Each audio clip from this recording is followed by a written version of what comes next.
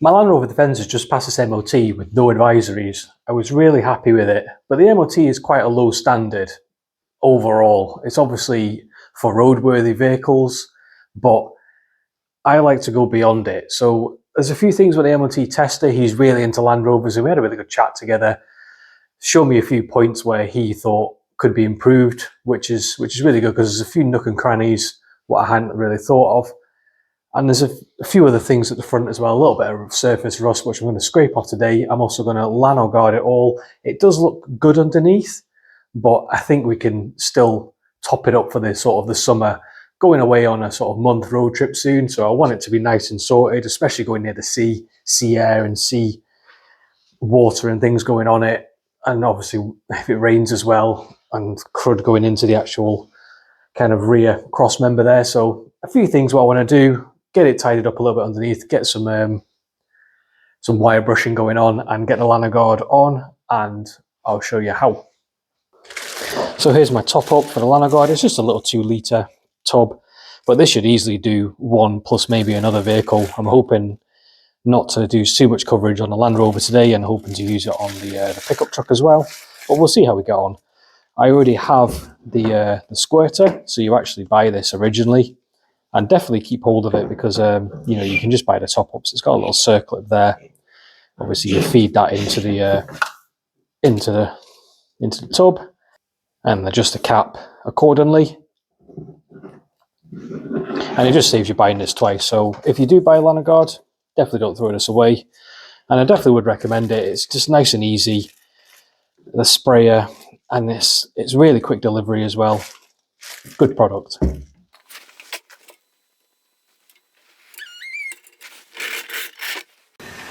Now this would obviously be easy with a ramp, let's not lie to ourselves, but I don't have a ramp. I've got quite a high jack and some axle stands, so I've jacked up the rear, chopped the front wheels, and I'm basically just going to rub any sort of like loose material I see, just so the Lanoguard can hug the better material underneath. But obviously, as always, get the glasses on, because there's going to be a lot of stuff coming down here. I've also got a little cover as well, I don't know if you can see that, but I put a little cover down because the Lanoguard is quite messy. If you've got like a nice fancy driveway, I would definitely recommend getting a big plastic cover, because obviously the material, this cloth material, does saturate. It is oil, so it does drip off. So get a big, I think Lanoguard actually sell a big driveway cover, but for me it's just a garage floor. It doesn't really matter. I don't want it absolutely clattered in oil, but this is fine for me. So I'll crack on and get the rust off.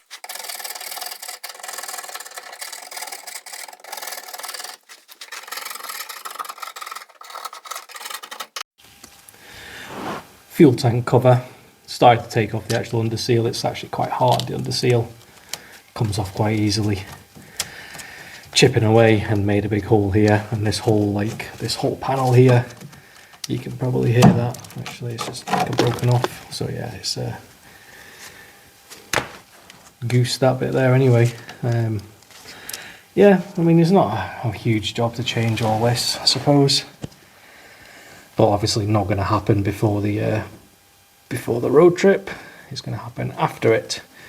So I'll just try and get away the sort of loose material here, there and everywhere. I'm not going to go too hard, too fast on it, but definitely just get away the actual bits what's going to fall off, and then just cover it, and then replace it at some point over the winter. To the rear left of the vehicle, the MOT tester also said this little bit here was kind of corroded. There's a little bit of a dimple just forming there where my finger is. So there's obviously been a sort of corrosion scab over the top of it. Maybe the underseal or something's gone over the top of that, and it's just started to grot away the chassis a little bit.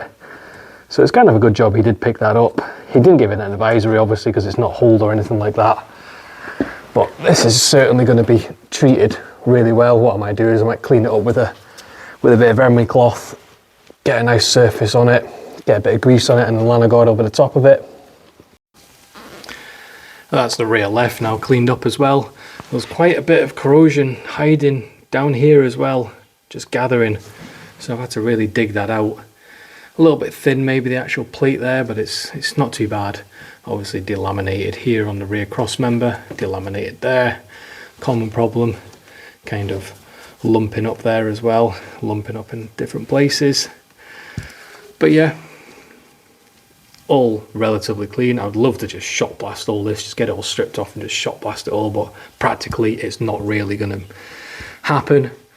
But I just do the best I can. That bit down there, I've just put a bit of grease on it now, cleaned it all up, emery clothed it, get a nice sort of nice metal surface, get some grease on it, and then I will blast the Lanoguard on it. So that's this rear now done. Gonna get it sprayed and move on to the front. But it also goes to show that if you are in the market for a Land Rover, it could look like this underneath, really immaculate, but in the little crevices it could hide problems. So get your screwdriver out or get your file out, and if you're looking for one, give it a prod, give it a poke everywhere, especially in these bits, in the crevices. Crevices there, and obviously on the front cross member as well. Anywhere where you think it could have potentially rust hidden, get your screwdriver out, give it a prod, give it a poke.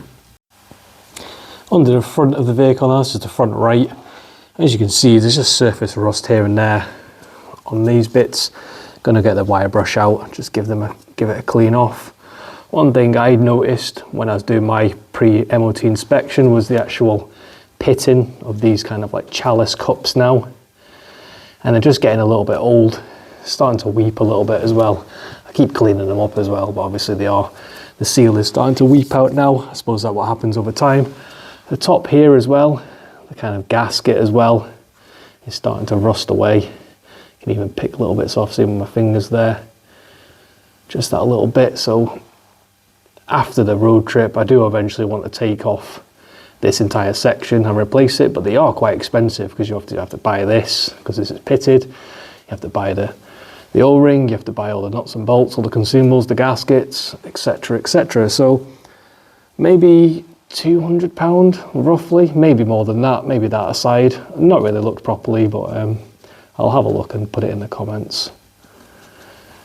But yeah, certainly that side is looking more pitted. Moving to the other side. Obviously, when the vehicle turns, it is going to grease up this cup, but this one actually looks in a lot better condition. It's almost as this has been replaced before the other side. Again, the gasket itself looking a little bit rusted, but not as bad as the other side. Maybe it just might get a little bit more weathering on the other side. But again, get all this cleaned up with a wire brush. It's just surface rust, it's nothing extreme. Get it sprayed with Lanoguard.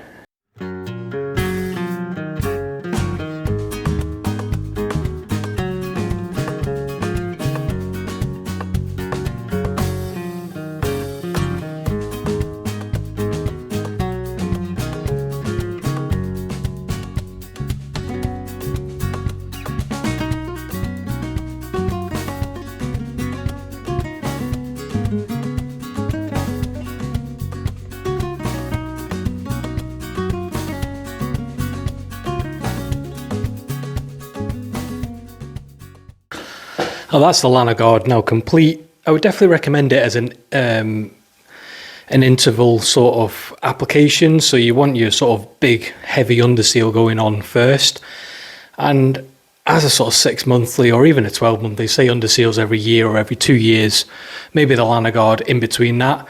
So when I put the Lanoguard on this, it just made the underseal nice and wet, and it just looked like it was going to last longer. So really happy with it. Nice and easy to apply. Once you get going, it's really quick. It only takes like maybe half an hour to an hour, but obviously the prep work, depending on how bad the Land Rover is, takes a while. You want to get the sort of surface rust off for sure. You don't want to be putting it over the top of surface rust because the surface rust will just fall off and then your Lanoguard will be useless. And if you are new to the channel, please consider subscribing. It really helps it along. Give it a like as well if you have liked this video or you do intend to do your Land Rover in Lanoguard. It definitely helps the channel along, and follow me along for more Land Rover adventures and Land Rover repairs. See you next time.